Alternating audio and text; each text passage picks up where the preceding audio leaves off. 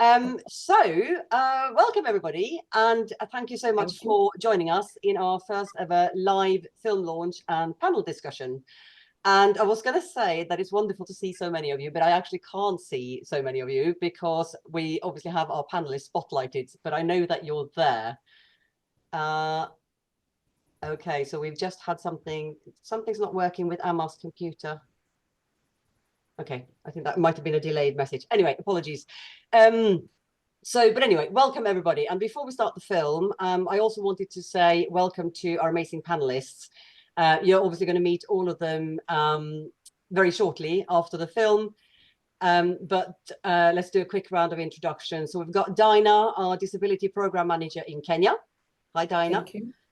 Hi. And we've got Ayiesa, one of our Rafiki Thabo graduates, who is also the strategist and program officer at Dadashi Special Childrens Centre in Kenya, which features in the film.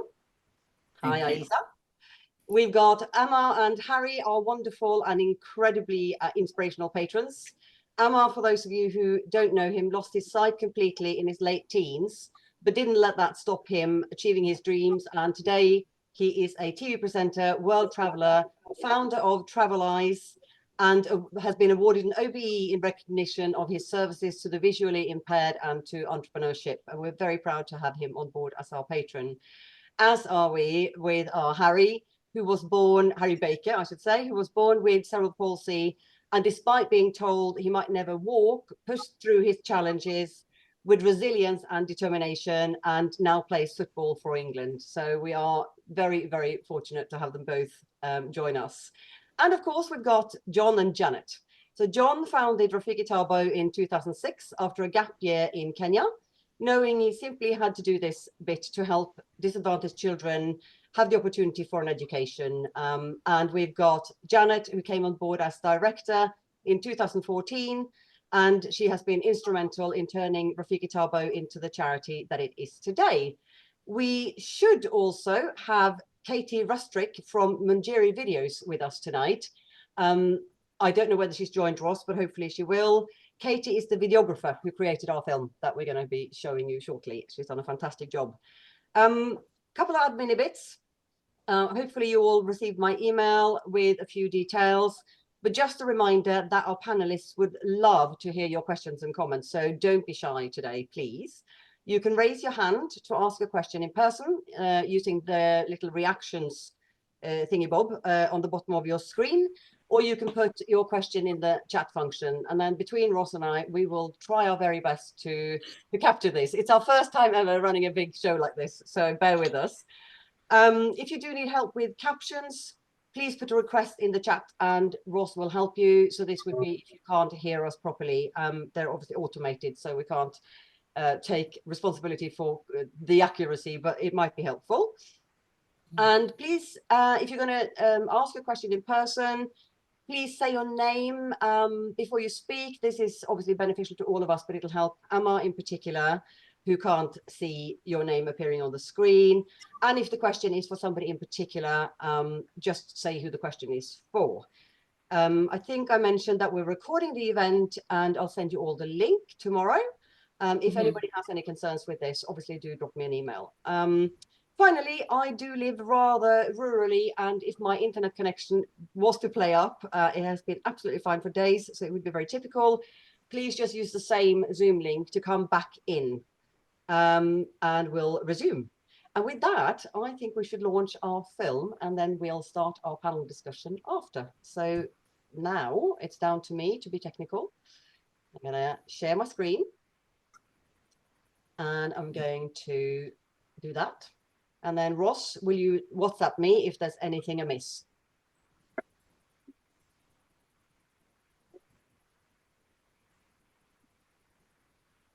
Hello, my name is Amar Latif. I'm a TV presenter, motivational speaker, world traveler and entrepreneur, and I'm the proud patron of Rafiki Thabo Foundation. I'm particularly passionate about everything that Rafiki Thabo is doing to support children with disabilities to thrive in education, as I started to lose my sight at the age of 6. And I am Harry Baker. Like Amar, I'm a proud patron of Rafiki Thabo. I'm also proud to play football for England, a dream I had for as long as I can remember, which I never thought was possible, as I was born with cerebral palsy. As a child, I was frustrated by my disability, but now I've learned to embrace it and not let it stop me achieving my goals.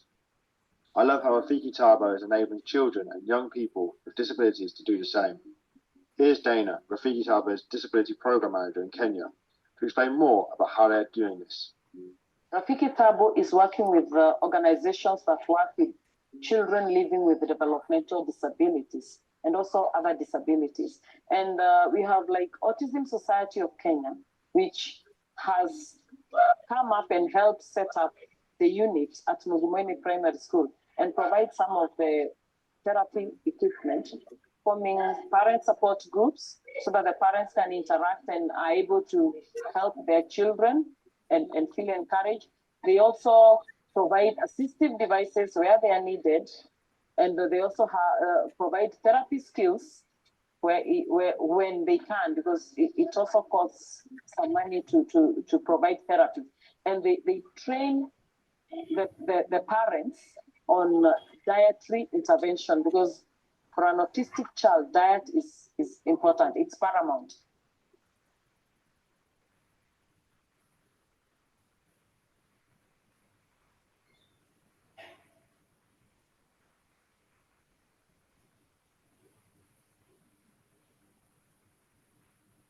This unit has benefited learners a lot. When they brought the learners, most of them were not walking, others were not talking, others were withdrawn, but when they came to our unit, they have improved a lot. They are able to integrate with the other learners, even with the learners from the mainstream. Okay, mi najihisi vizuri juu saa hii mtoto si ni mwelevu, hafai kukaa home. So anafaa akuje shule, ainteract na wengine. Ni venye nilikuja hapa, so kitu ya kwanza mwenye alini encourage ni that teacher Jon.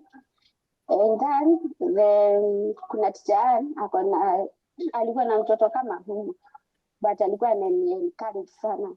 So nisikufe moyo, niendelee tu. The teachers who teach these learners are very friendly. They love the kids, they love the learners so much.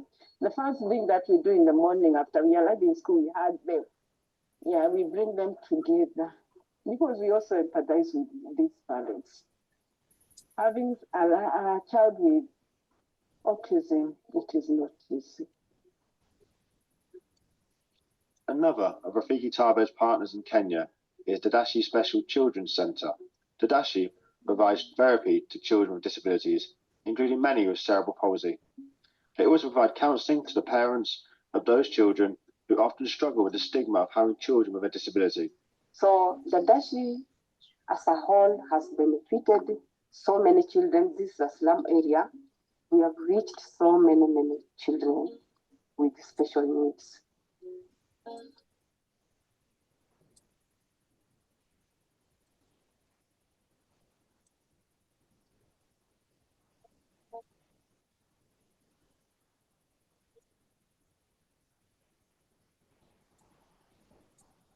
Yeah, before we came to Dadashi, I could not take her to therapy because I knew nowhere to take her.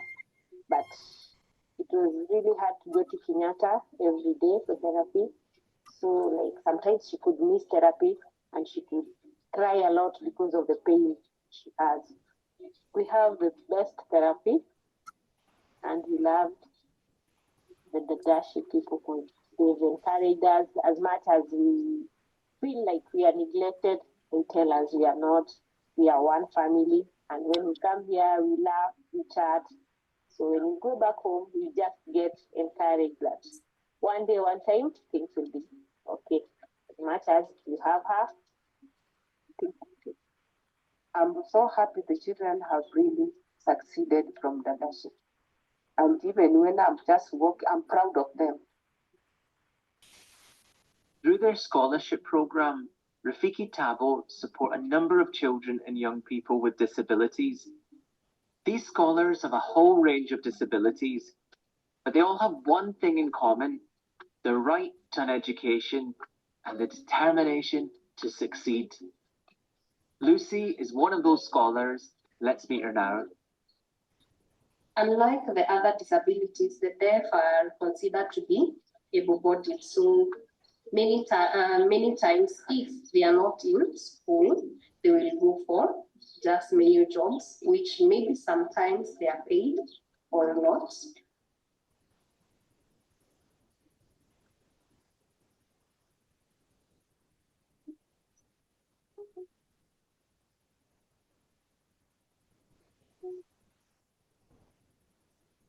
Before joining school, I was feeling ignored and bored.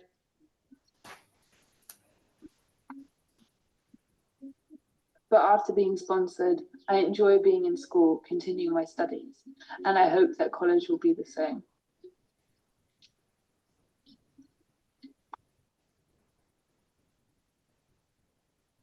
My father is now relieved because when he lacks funds, he calls Daina to help him with the school fees, and they are happy that I can learn. Basically because back at home, many family members do not understand their own language. So the students are very, very happy to come to school because they feel that they belong. They feel that people understand them better when they are here in school. Also because the teachers here understand their sign language, it means that if they have challenges, they have people that they can talk to. And I'm so proud that she is here and she has got her O-level education and now going on to college education.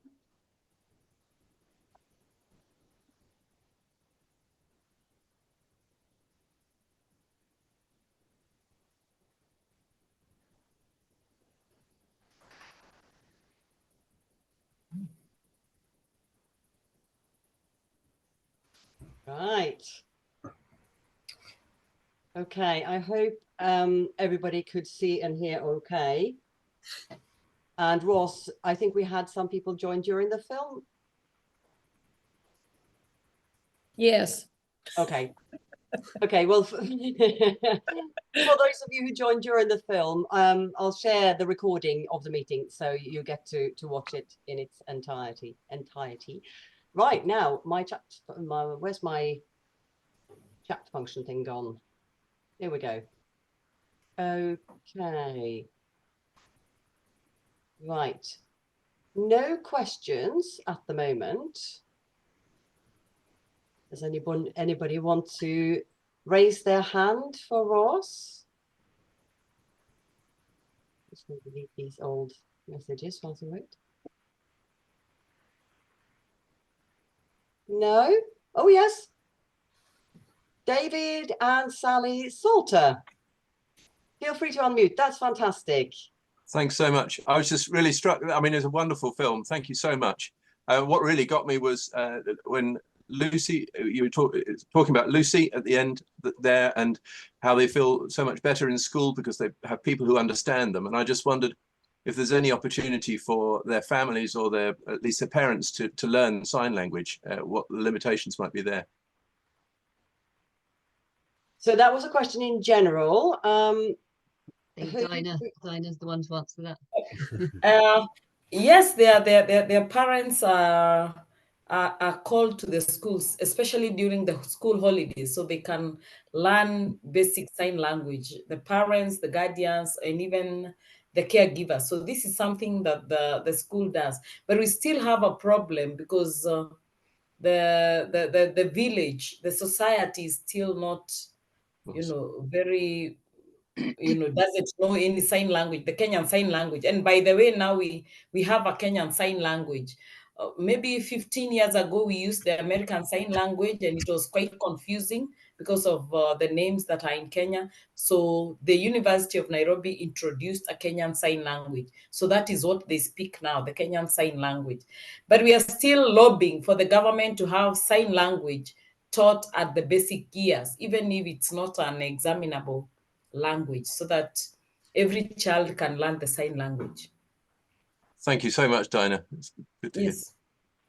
Maybe to add on what Daina has said is that you realize that these are parents who are supposed also to go and look for a living for these children. So the parent will ask herself or himself, should I go to work, bring food, or should I attend to class, do sign language? So it is just a matter of a mental change to them. So it's like they do what we call opportunity cost. What is better? Should I go to work, look for food for the child, or should I now go and attend class? You know, so it is a tricky balance. Yeah, hard.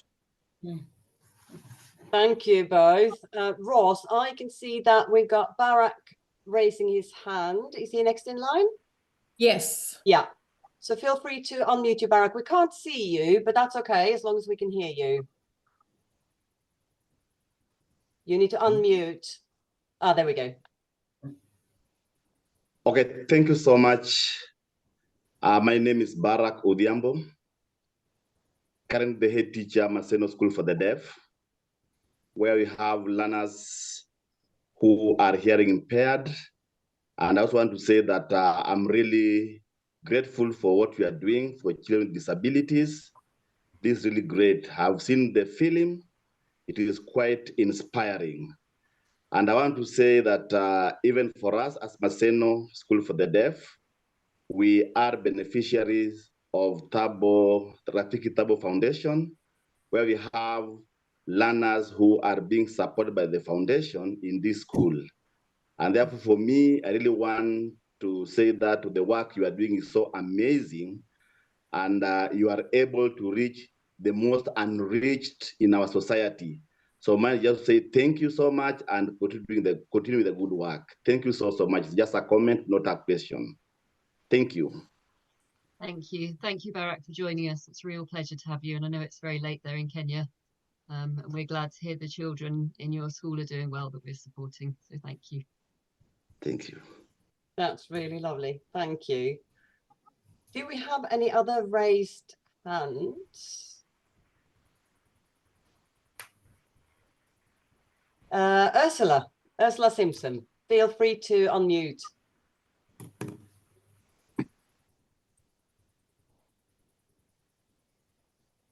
Don't worry, we've had technical issues all evening before we actually went live. There we go. It is looking very different from when I was last on it. My question really is what proportion of the children that Rafiki Thabo supports are have disabilities, and what proportion would be sort of considered more normal functioning? Thank you. Shall I take that one with the numbers? Yeah. Thank you, Janet. Yeah, so in total this year, we're supporting 425 scholars across Kenya, Uganda and Lesotho. And about 45 of those we're aware are living with a disability. So about 1 in 10 in terms of proportion.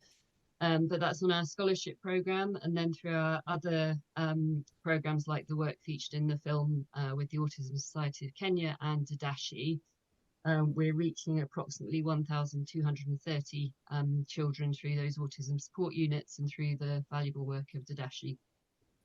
So I hope that answers your question. That's helpful to know. Thank you. Thanks, Ursula. Wonderful. Abigail. Hello. Hello, dear. My name's Abigail. My question is about where the schools are located and how do the students get to the schools, and how do the students find out about Rafiki? Like, how does it all start? What's the starting point, really? Janet, is that another one for you initially, and then So yeah, and then I can hand over. Yeah, so it's a really good question. Thank you, Abigail. So when we started working in Kenya, we were very much centered in and around Voi, which is where Jon Uglow spent his gap year. So we had natural connections there. So we started kind of working really in and around the schools in that area. And our committee chairman is Bishop Liverson, and kind of through his network. So he very much sees our work as part of the diocesan mission. promoting education. So he has kind of a network of vicars out in the villages that are aware of the children who are most in need of support to get an education. Right. That's kind of how we started and grew. But we've now expanded into different areas of Kenya.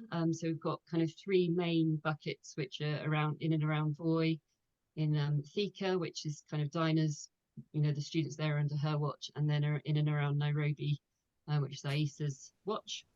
And really in terms of how, well, and basically, so we quite often support people all through school in those areas, but then we want our scholars to decide where they want to go on to college or university. So then we kind of scatter across the whole country, so we have students dotted throughout.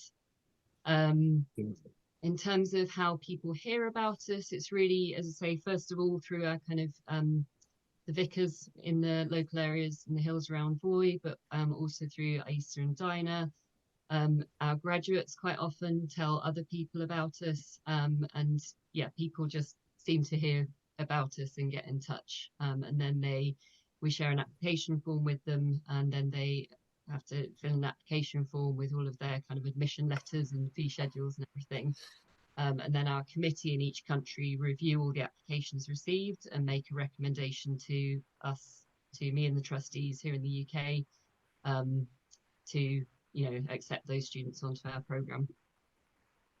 Great, thank you. Yeah. But in terms of kind of distances as well, I don't know, Ayiesa and Daina, if you want to speak a bit more about some of the students kind of under your watch. Yeah, so yeah, thank you again for that question. And so when it comes to secondary school, most primary schools children will be around their homes. But when it comes to secondary school, high school, that is, it is a selection kind of system. So you might be in the central region for primary school, and then when you sit for the national exam at end of primary school, then high school, you will go into a different place, because it's a selection system. So they go by public means. So they use what we call matatu. So they use public means, and most of the schools are boarding schools. Even most of the schools that work with the special need children are usually boarding schools. So they use public means to get there. Maybe to add on to that is that when a child goes through an assessment, for instance, you take a child for a therapy session who has a cerebral palsy. After the child has gained some milestones, you need to take that child for educational assessment. And in Kenya, we have one educational assessment called Kenya Institute of Special Education. So after having assessed the child, they place the child in a school. Therefore, they can decide to take the child to a country.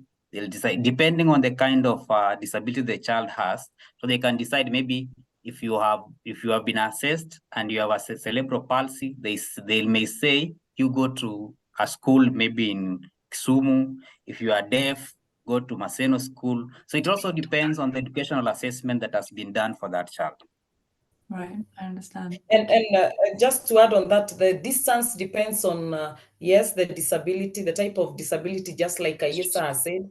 And we have very few schools compared to the number of children living with disabilities. So you may be placed in a school that is quite far from home. Thank you. Thank you. I think, Amar, are you there, Amar? Yes, I'm here. Can you hear me? Yes. We've got Yes. a screenshot of Raya's head and some windows. Oh, they've got a screenshot of your head. Yeah, she took my phone and she tried to make the laptop work. So is it frozen on Raya's head? It's beautiful.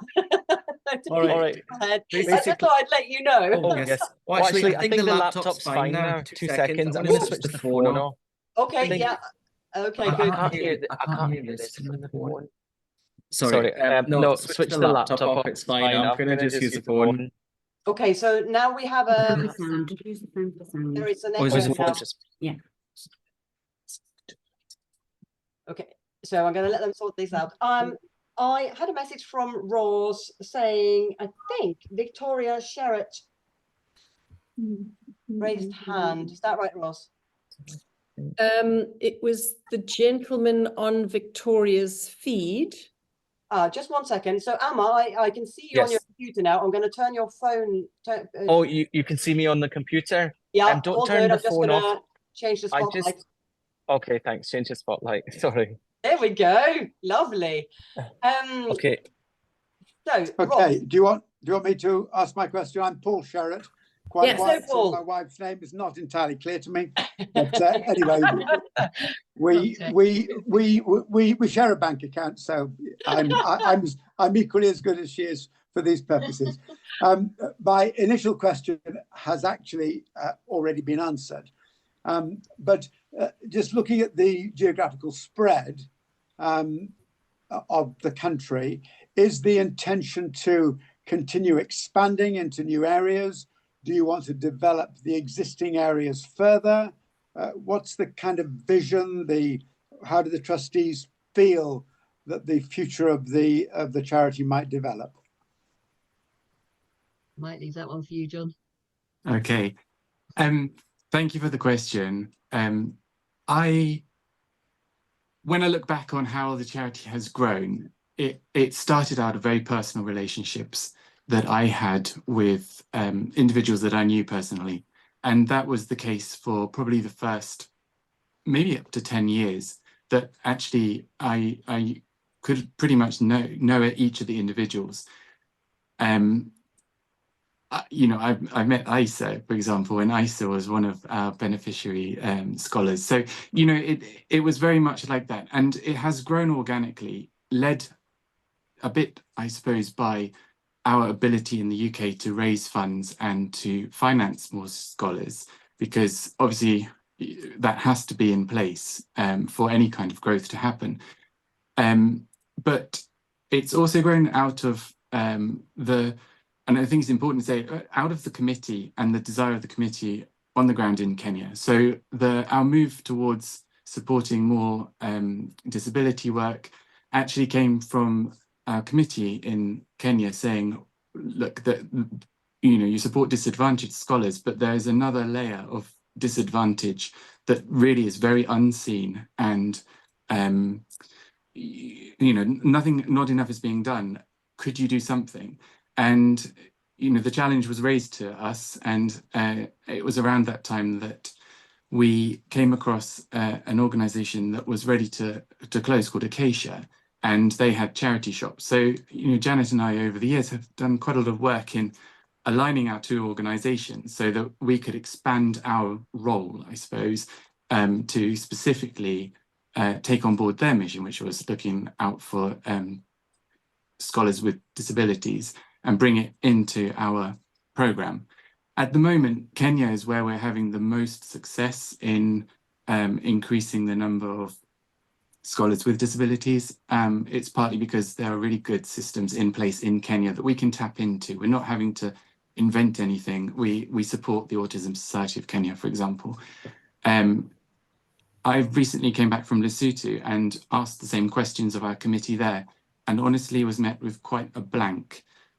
It was they just didn't know where to start, how even children with disabilities and disadvantages would even get into the system. So I think the answer really is, as trustees, we'd love to do more. We always like to do more. And we are really held up only by the finances we can raise in the UK and, logistics. We've got to be careful stewards of the money. We've got to make sure that we've got the systems in place for the money to reach where it needs to go. But that's the only thing. And I think, from the Kenyan side, I mean, Daina and Ayiesa will attest to this, but there's so much that can be done. There's so much that can be done. And, where things work well, it's very easy to roll things out and just expand, increase it incrementally. Okay, thank you. Just one further issue then just occurs to me as I've been listening to you.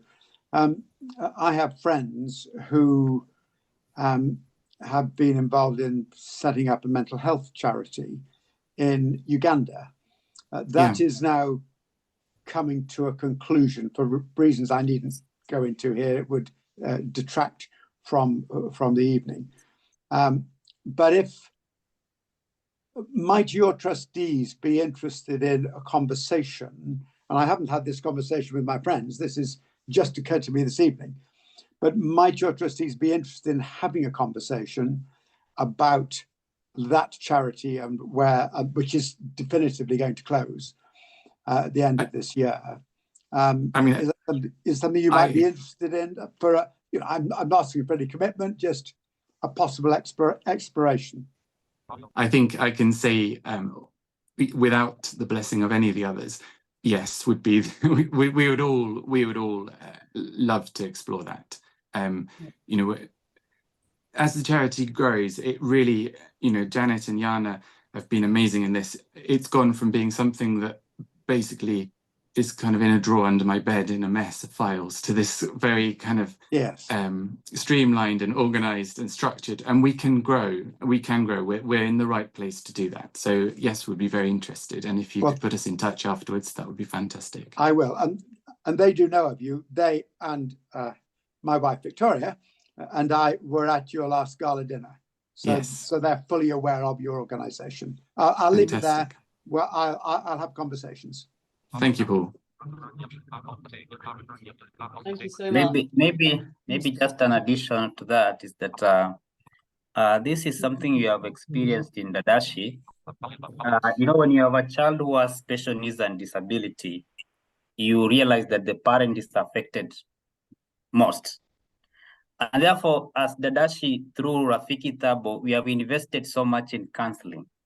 And you realize that before the counselors who were there, these parents got into depression, mental issues, and such like things. So there's a correlation between disability and the child with a disability, and even the mental setup and the mental maybe disturbance of the parent. Let me now give you an example. You realize that if you come to Dadashi, when we started, most people used to bring the children for therapy sessions were women. And these are women who have been condemned. You know, they are told, you know what, this kind of disability is not in our family, it is in your family. Therefore, they come with a lot of mental issues. Therefore, we are forced to put aside counseling session for them and such like things. So for me, I'll agree with the chair, Joe, that you cannot divorce issues to do with handling mental issues when you're handling disabilities. Thank you so much, Ayiesa and Jon. I've had a question from David and Sally through on the chat, which relates back to this really. So what are the prospects for children with disabilities once they leave education? Is there any mentoring for them and help to find jobs? So maybe, Janet, you want to start it, but I think that this again kind of goes back up to Ayiesa, I guess, in particular. So I'll talk maybe a bit on the mentoring, but yeah, Ayiesa and Daina can talk much more about kind of job prospects for people with disabilities in Kenya more widely. So something we're really passionate about doing at Rafiki is to make sure that our particularly students who are transitioning from between a level or into a new level of education, so up from primary school into secondary school, or that big step from sort of finishing school into, as I was saying before, going to university perhaps in a big city, when it's someone from a rural area, from a poor background, that's a huge transition. So we're trying to kind of motivate our older graduates or kind of older university and college students to mentor their peers on the programme who are at that kind of really crucial transition stage, just so they have someone there that they can go to, perhaps grab a coffee with if they're in the same city, and just have someone that's had that experience and can support them. So that's something where Ayiesa's been instrumental in setting up. He's now mentoring a group of 10 students at Technical College in Nairobi. I know Daina also plays a fantastic mentoring role with the children under her care, and we have Meshach, our Programme Support Officer in Boy, who's also setting up kind of mentoring scheme there. So it's something we're really excited about doing. But as I say, I'll hand over to perhaps Ayiesa first and then Daina to talk more about kind of what are the actual prospects for graduates or children with disabilities in terms of getting a job or starting a business. maybe I can get into that and try to answer that question. In Kenya, we have two systems nowadays called CBC and CBE. CBC is competence-based curriculum, whereby we don't look at your academic as such. They also try and identify some of the competences that you have. Then when you go to colleges, there is CBE, competence-based examination, whereby they also look at the competence you have. So I have an example. There is a child we had in Dadashi. I'll call that child Anne for the sake of this discussion. And Anne went through therapy sessions successfully. She had a CP, cerebral palsy. And after that, she was admitted to Joyland Primary School, and she joined St. Maura's Special School, went to Joyland Secondary School, and as we speak now, the girl is now a student at KCA University doing business management. So we are saying that these students who, when you intervene at early stages and give proper mentorship to them, they are able to get employment. You know, we are not just going to train them, give them Rafiki Thabo spends resources on them, then we leave them that way. There are those who have disability, like there is one called Mary. Mary who has undergone through a good assessment, assessment at Dadashi. She is now a student at one of the deaf school in within Kenya, secondary school. And what Mary does is that when the school are closed, she will spend most of the time at the Dadashi Center trying to learn how to do to plant the air, you know, to do to make some beads work and such like thing. That's a girl who is preparing for employment. So I think what I can say is that we don't just take them to classroom and leave them. We make sure that when they are free also, we try to also make sure that we train them and try to show them that what future awaits them. Brilliant. Daina, I'm going to pass on to you, but I'm going to just add on a question from Hazel because it links to another area that you might be able to talk about. So the film mentioned the challenge of stigma. How much are you able to do to help attitudes? Is this something that you take on yourself? And I know we talked about stigma in the Maasai culture and the governmental side of things. So maybe you can build that into your answer. So I'm going to talk about how we mentor the students. Most of our students, our scholars who live with a disability are not able to go through the complete, you know, education system, because Ayiesa is talking about the CBC, which is a system that has come in the last 5 or so years. But most of our scholars are in the older system that was 844, and it is very academic oriented. So it did not favor our scholars living with a disability. So when they leave school, what we really encourage is vocational training, so they can do skills training, because with skills training, then you can go into work and you don't necessarily have to look for a job. So we have, I have an example of 2 girls, and I'll call them Mary and Jane. They live with a hearing impairment.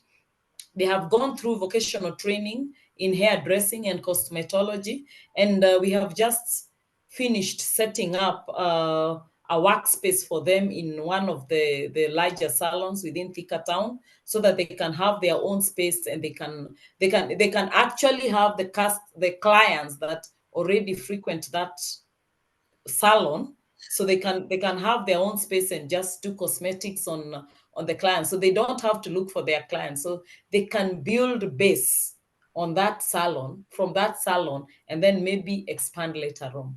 And when it comes to stigma, yes, there is still a lot of stigma within our societies, within our communities.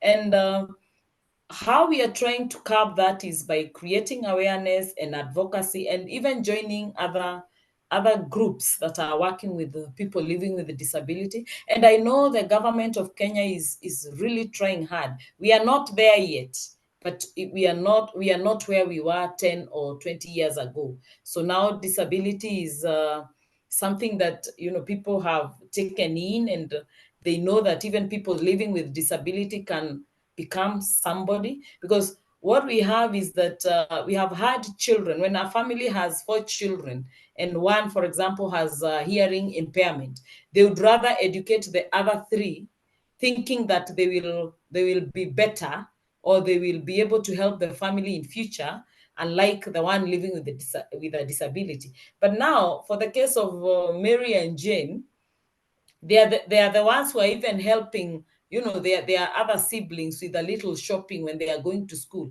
There are other siblings who are regular, and yet they are the siblings who live with a disability. So we are fighting it, and we are trying to really, you know, advocate and create awareness, even through forums that are brought up by the government. Yeah. Really, thank you. I've got a question from Sue Shipton, who is wondering why it is especially important for autistic children to have good nutrition, and that surely that would be the case for all children. But this was obviously something from the film. So Janet, or yes? I think Daina again. Daina? Yeah. And thank you for that question. Autistic children are hyperactive. And they are considered, here they are considered mad children, because they are so hyper and they are so aggressive.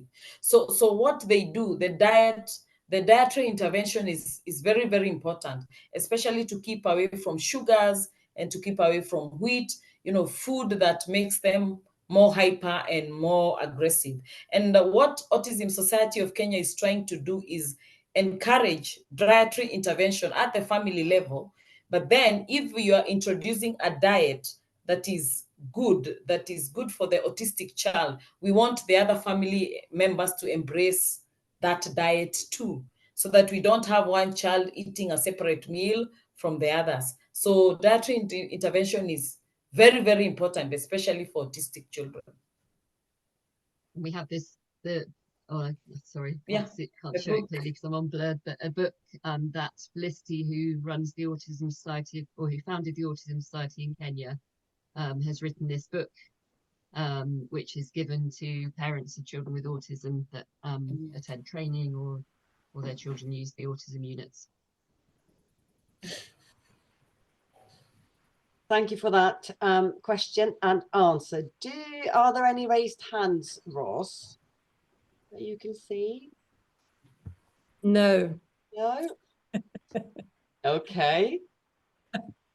And nothing in the chat function. Okay, so I wonder in that case whether we should go to Amar, who's on mute at the moment. So I'll let you have them. There we go. So we're obviously talking a lot about the children that we're supporting in Kenya, in particular with disabilities. And I know that you feel a particularly deep affinity with our scholars since coming on board and learning more about our work, and thought perhaps you'd like to share a little bit about why you feel such strong affinity with these children. Absolutely. Thank you for everyone speaking. It's been so interesting listening to everyone, you know, halfway across the world. But yes, my parents were, you know, born in Pakistan, and my dad used to sell soap in the local markets, and he used to go to them barefoot as a kid selling soap. And one day he came across these kids that looked a little bit different, and he said, you know, where did these children come from? And someone said to him, oh, they come from England. And my dad said, oh, one day I want to go to that country and have my children there. Anyway, cutting a long story short, he left Pakistan behind and he came to England. He got rejected at the border because they said he looked too Pakistani. And then he met some other gentleman in Belgium. He dressed him up as an English gentleman with a bowler hat and a raincoat, an umbrella in one hand and a newspaper in the other, and he ended up coming into England. So basically, you know, I've been fortunate in the UK. I've had incredible education, and you know, I started losing my sight at the age of 6, And when I was 18 years old, I woke up and, I couldn't basically see anything, and I was just walking around crashing into things. And, I said, Mum, I'm blind now. And, I knew I was going to go blind, but I didn't expect it. But luckily for me, I had all the education and, I had the support, and I continued on being an accountant. And as Jan kindly mentioned, all the things that I've achieved, TV presenter, and, I got an OBE last year. And I guess when I heard of Rafiki Thabo Foundation, and I heard of, in particularly, a girl called Grace who lost her sight at the age of 8, and she lived in Uganda, and her dad disowned her, and Rafiki Thabo picked her up and basically, helped her, supported her, and now she's training to be a lawyer. That really resonated with me.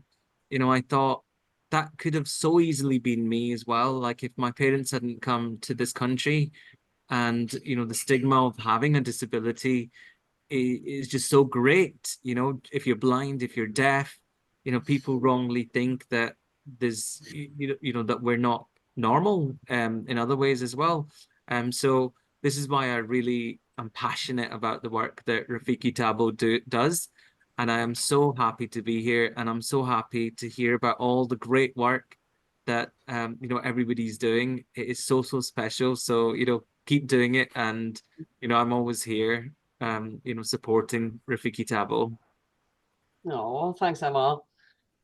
Very kind. I'm just going to check in with Ross to see if we've got any questions come up. No. No.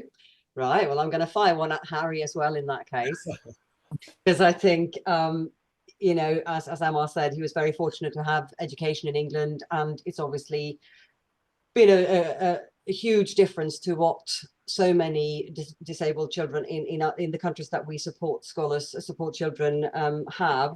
And I know education is something that you're particularly passionate about as well. And one of the reasons why, when I chased you down on Instagram and had a long-term plan of battering you around the head to get you to be a patron, I didn't have to fight hard at all, because actually you were delighted to come on board as a patron. So maybe you could talk a little bit about why you're so passionate about education and the benefits that you've seen. Yes, absolutely. I've really enjoyed this evening as well. I'd just like to say first, it's been amazing. I've learned so much as well, which is just incredible. Yeah, so for me, I work in education full time.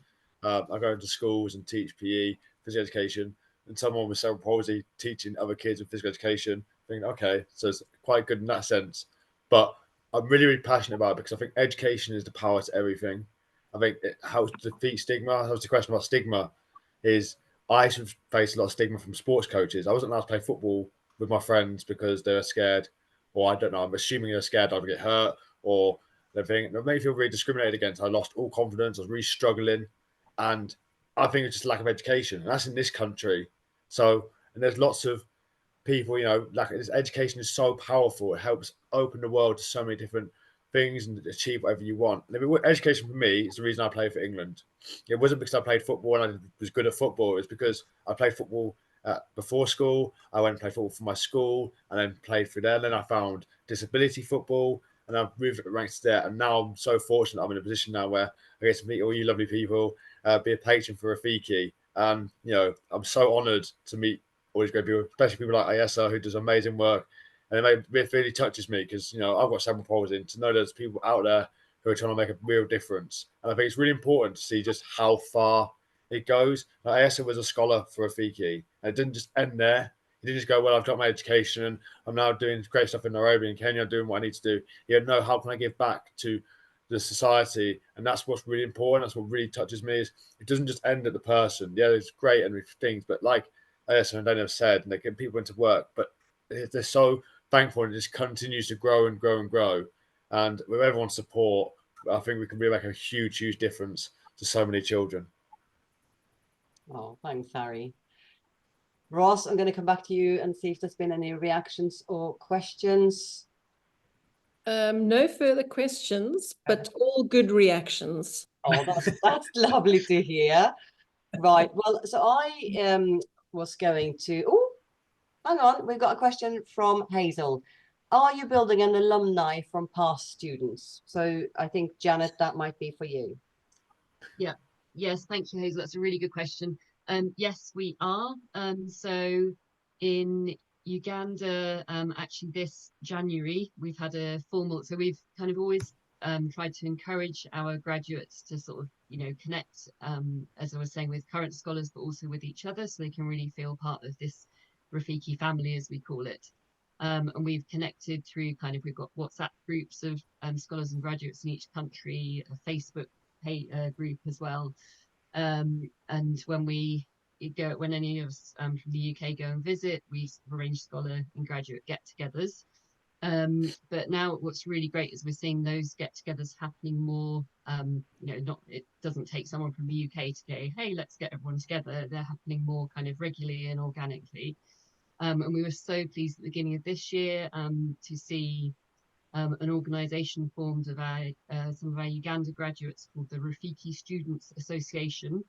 And they formed a kind of like a proper registered group where they all contribute financially to the group, and they've all committed to paying a membership fee plus a monthly contribution, and for that group to meet together. And then that financial contribution will go to helping other children with educational needs, whether that's buying them books or stationery or shoes that they need to go to school, or even supporting some children through school. And also kind of if anyone in the group runs into difficulty, then they'll all be there for each other as well. And then Ayiesa, gosh, many years ago, wasn't it, Ayiesa, when you first graduated, started an organisation called Blessed to Bless in Kenya. And we're still kind of building on that model, and like I said, kind of really trying to get sort of more groups and schemes set up. So I'm sure in Kenya we'll see a really powerful alumni group appearing as well. So it's all really exciting stuff. And like Harry was saying, actually it's the, we can educate one person, but it's the impact of, kind of those groups then coming together and really encouraging each other to be those change makers and to pay things forward that we're so excited about. One of the other things we also try and do among our graduates is encourage them to, once they have the financial means to do so, to commit to supporting at least one other child through education. And actually the reality is a lot of them end up supporting a lot more than one child. But, whenever we're there and we ask that question, even our younger scholars will put their hand up and say, yes, I commit to doing that. Once I can, I definitely want to, give back and pay it forward in that way. So we're so grateful. Like Harry was saying, he said, does an incredible job, and he's just one of our many incredible graduates doing amazing things in their communities and wider societies. Thank you so much. So I'm conscious of time. It's 1 minute to 9, but David and Sally has another question. Have another question. So I think what we'll do, if it's okay, just go on for a couple more minutes to answer that question. Obviously, if anybody needs to drop off, completely understand, and thank you so much for joining. I will be sending out the recording, and for those of you who've got 3 extra minutes, I did have a few opportunities that I wanted to share with you in terms of ways that you could get involved and help us support more children. So I'll send that out as well. So feel free to drop off if you need to, or feel free to stay on. We won't be long because obviously I know everybody's got families to go home to, and it's actually midnight in Kenya. So, but anyway, so David and Sally want to know, is there one thing you would like to do next? Question to the trustees. So Jon, Janet, if you want to speak on behalf of the trustees, or Jon maybe. I think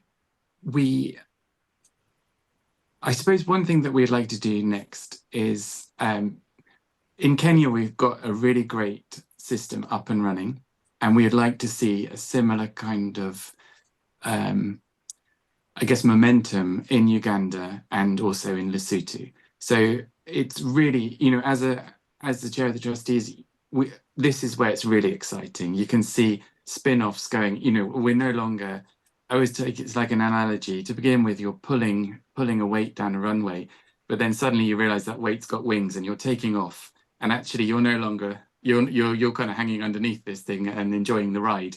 And that's how I feel we are in Kenya at the moment. And I would love to see the same sort of thing happen in Uganda and Lesotho, where, you know, for various reasons, we're at a slightly different stage of development. So that would be what I'd like to see next. And, you know, I'm sure I will. I have my dream right from the beginning has been, and it's not because I'm particularly power hungry, but I'd love to fly out to one of the countries where we support people and have a car waiting at the airport to take me to the presidential residence, because one of the scholars who have come from obscurity, has gone through education, proved themselves and got themselves into a position of, you know, government. And because that's when the change will happen. You know, that's when things will really, the countries, the systems, everything will change. And, you know, I still think it will happen. That's my dream, I guess, long term. But short term, yeah, that the other countries kind of have this sense of momentum that we have in Kenya now. Have you got that, Ayiesa? Next up, President of Kenya. Right. Okay. So for those of you here, I am just going to, if there are other questions, by the way, feel free to drop us through an email and we, excuse me, we can still provide answers. I just want to share a little bit. Oh, hang on. No, oh dear, where's that gone? No. Where's that not working? Oh, hang on. What's going on? Right, bear with me. So, do that again.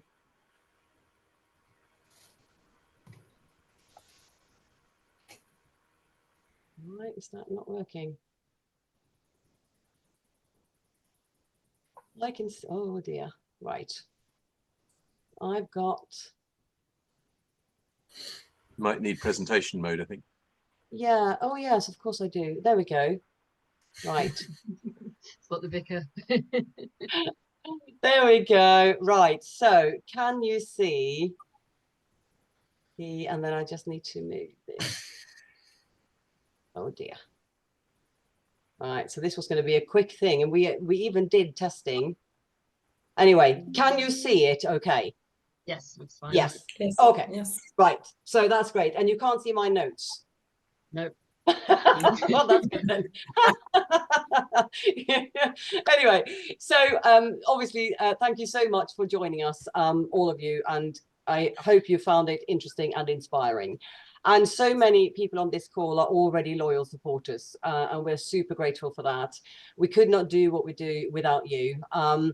And there are new people on the call, which is always wonderful, so that we have the opportunity to raise awareness amongst new people. And I guess we hope that you also might want to look at how you could get involved with us going forward. So I'm going to just do a little whistle stop tour through a few things, a few ways that you can get involved, but please do feel free to reach out to me by email at any time. So obviously we appreciate donations and regular giving. It's instrumental to our planning, but there are other ways that you can support us which won't cost you anything at all.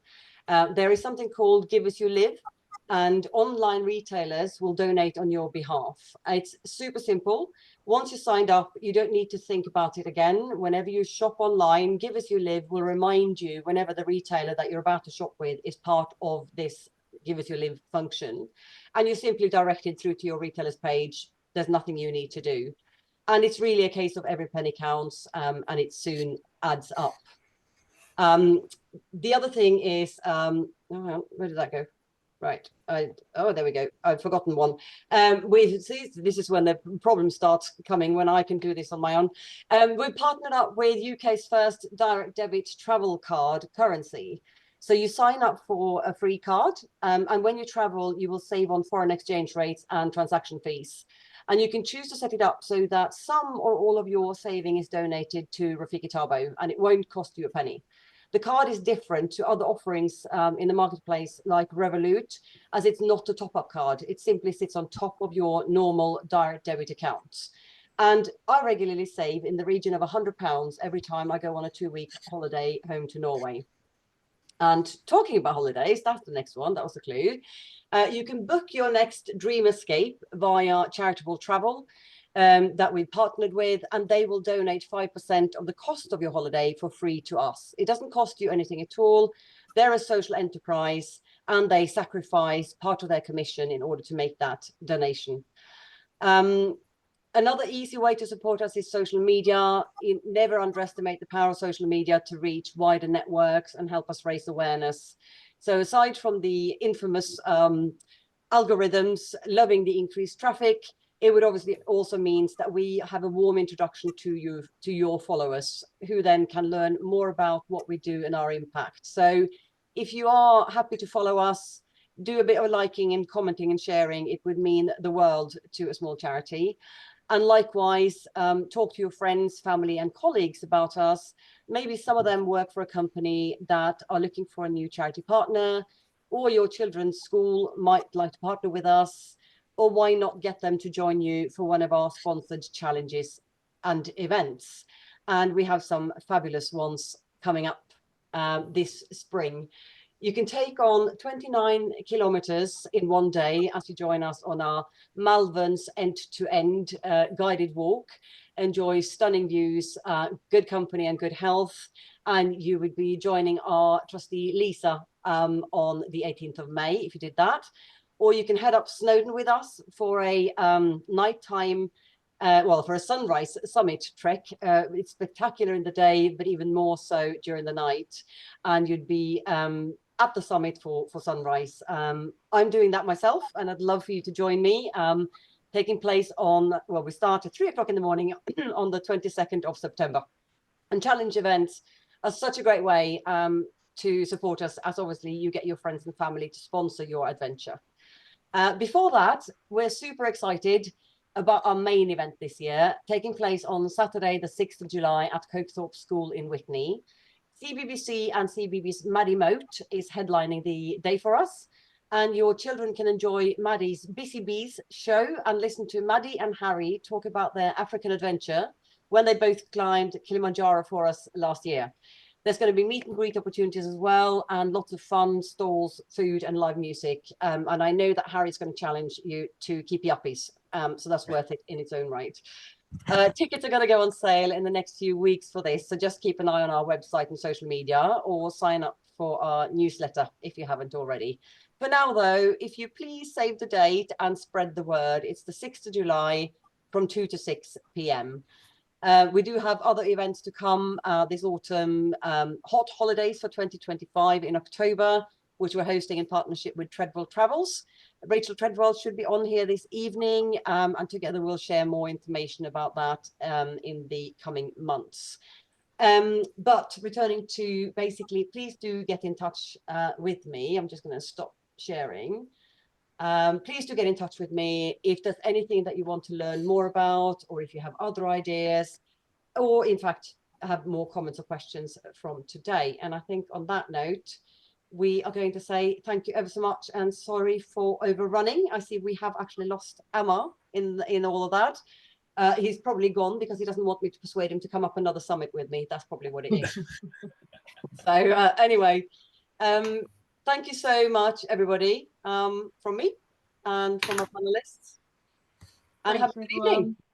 Bye. Thank you. Thank you. Thank you all so much. Thank you. Bye-bye. Bye. Bye. Bye. Bye.